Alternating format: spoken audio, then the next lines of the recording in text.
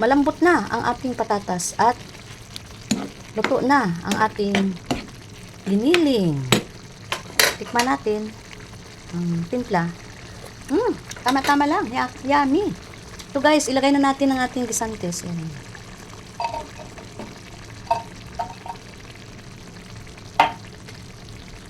Haluin lang.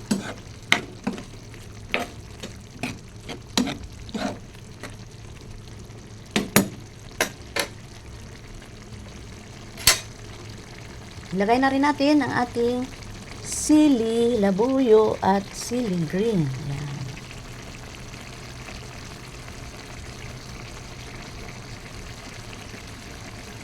Tomorrow.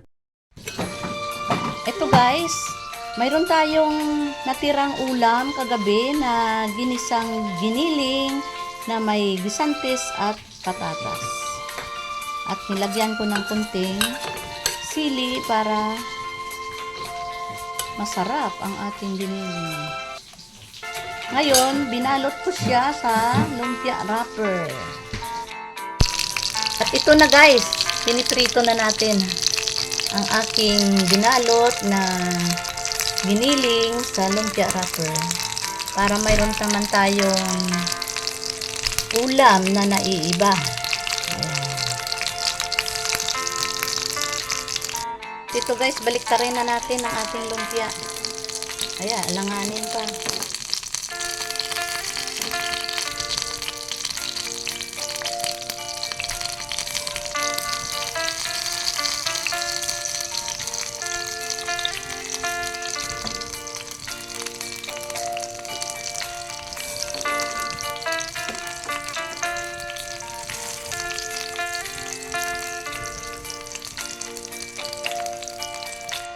Ayan, ito na guys. Luto na ang ating lumpia. Off na natin ang ating kalan. At ito guys, pwede na natin hanguin. Oh. Hanguin na natin.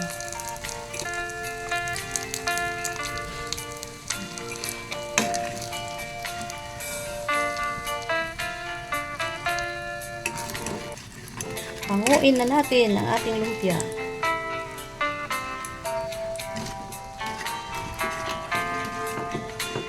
Ito na siya guys, ang ating lumpia na giniling. At ito na guys, ang ating ulam ngayong lunch. Ito, mayroon tayong leftover kagabi na giniling, na ginisa, at gumawa ako ng lumpia. At syempre, mayroon din tayong enchiladang talong, pampagana sa ating kain. At mayroon tayong hinog na mangga. Ayan. Tara guys, kakain na tayo ng ating lunch. Kayo, ano ulam nyo ngayong araw guys? Ayan. The next day.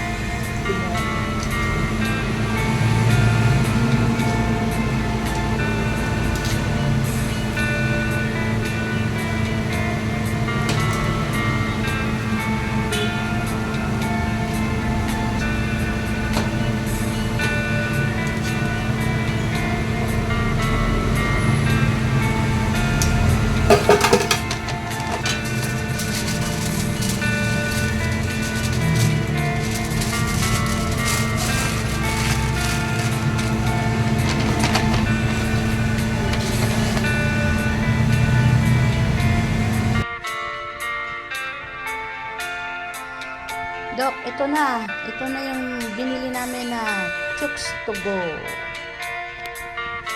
Chicken and pork lechon.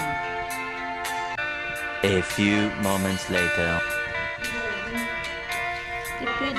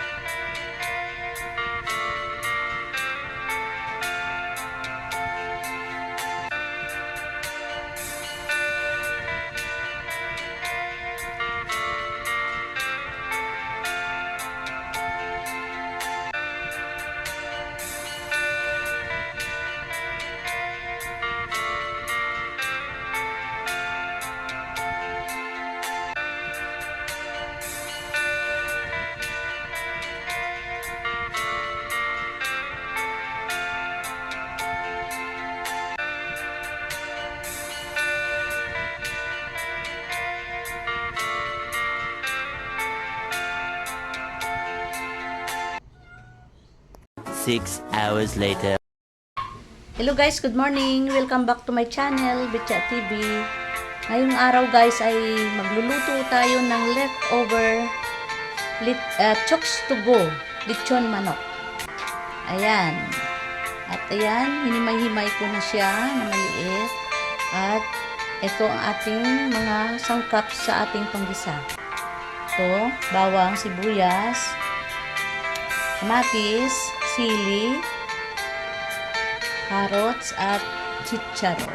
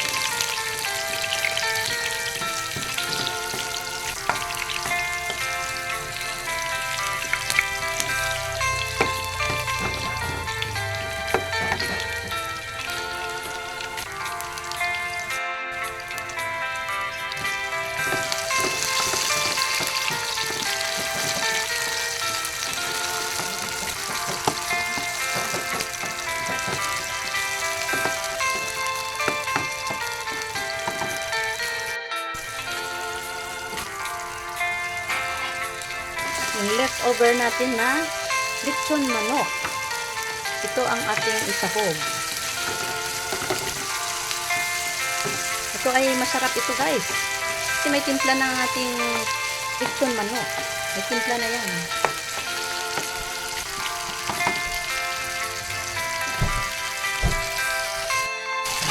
Maglagay tayo ng konting tuyo.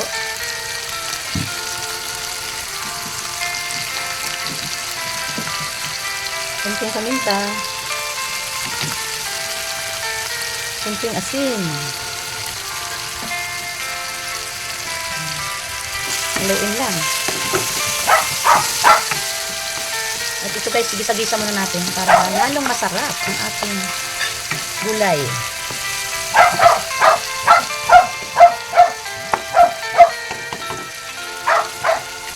Ito guys, ilagay na rin natin ang ating gulay na carrots.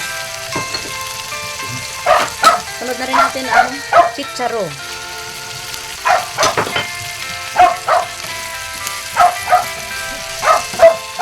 Haluin lang. Haluin lang natin para mamix. Mamix ang ating sikuling sa ating gulay.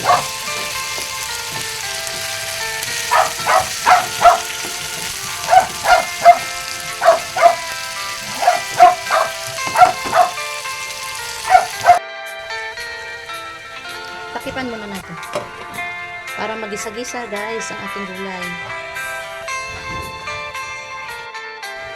Check natin guys.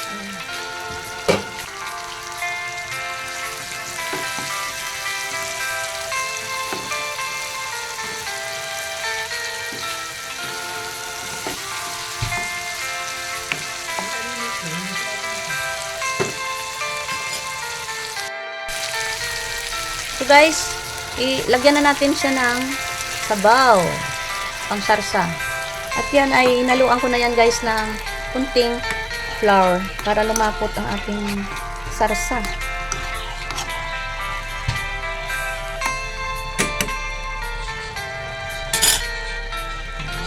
Ilagay na rin natin tong ating bell pepper. Ayan. Para magkalasa na rin siya.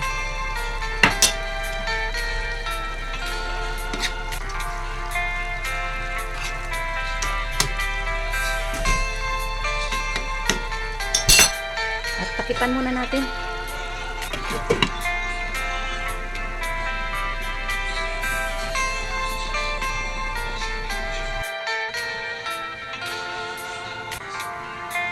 Check natin guys ang ating niluluto.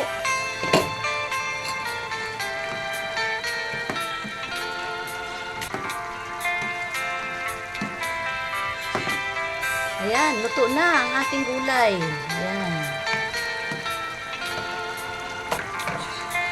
Tikman natin guys kung okay ang timpla natin. Yummy!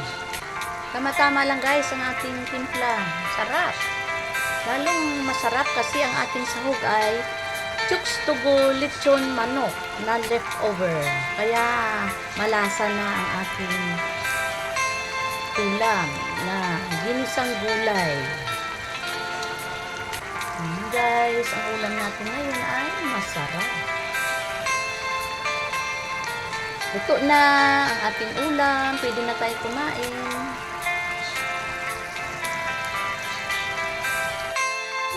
Ito guys, salin na natin dito.